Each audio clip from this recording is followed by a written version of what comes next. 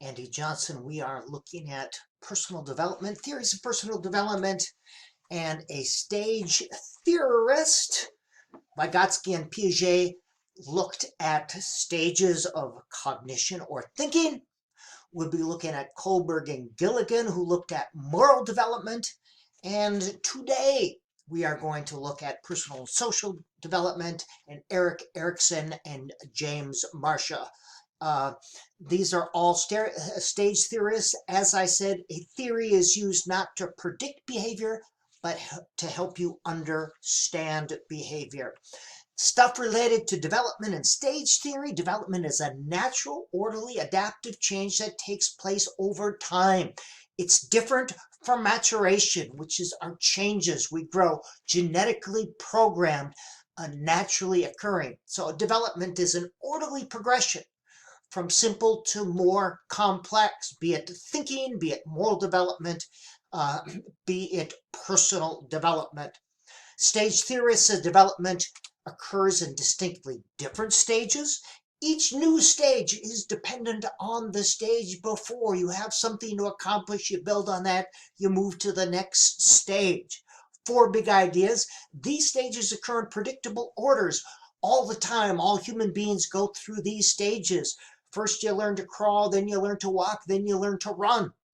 However, human beings are not like trains. We come, start, and stop at predictable rates.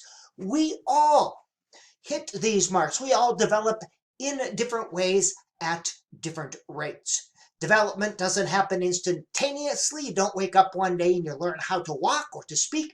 It happens gradually over time.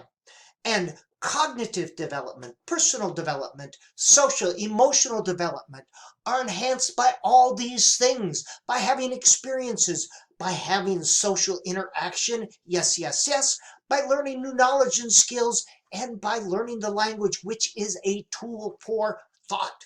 Now, Erickson thought that schools should take responsibility for developing the whole child, not just cognitive development, and that humans like Jung and like Maslow are essentially good. Like Carl Rogers as well, the life force we naturally want to learn, to grow, to develop.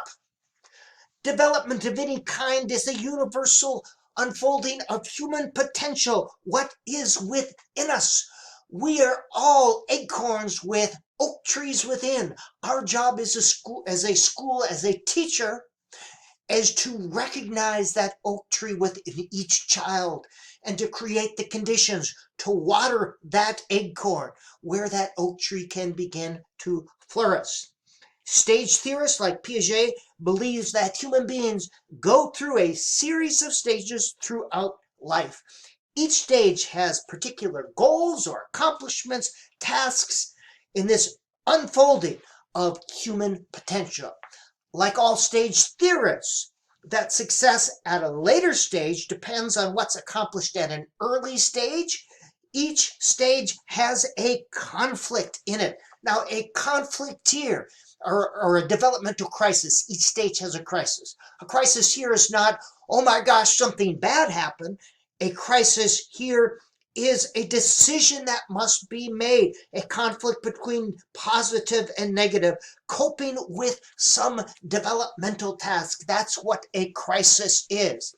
It involves a difference between the real and ideal.